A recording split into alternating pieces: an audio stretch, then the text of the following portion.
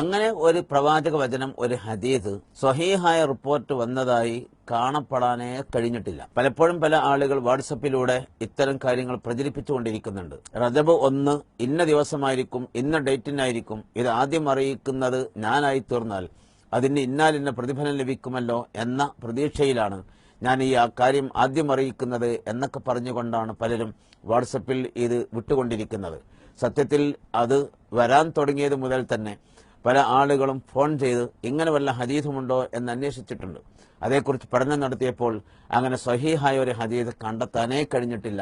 വ്യാജമായ വല്ല ഹദീസുകളും നിർമ്മിച്ചുണ്ടാക്കി, കെട്ടിച്ചമച്ചുണ്ടാക്കി അത് ഇങ്ങനെ വാട്സപ്പിലൂടെ പ്രചരിപ്പിക്കുകയായിരിക്കുമെന്നാണ് മനസ്സിലാകുന്നത്.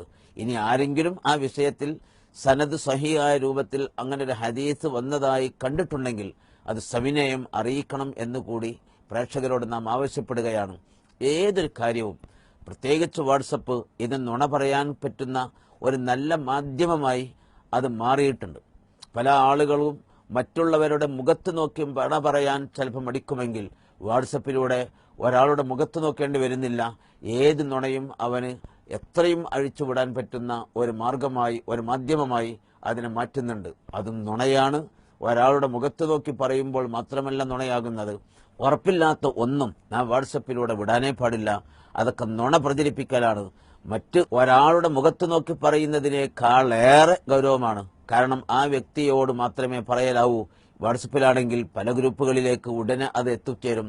അത് ആയിരക്കണക്കായ ആളുകളിലേക്കാണ് കൈമാറുന്നത്. അത് വലിയ പ്രത്യാഘാതങ്ങളാണ് ഉണ്ടാക്കുന്നത്.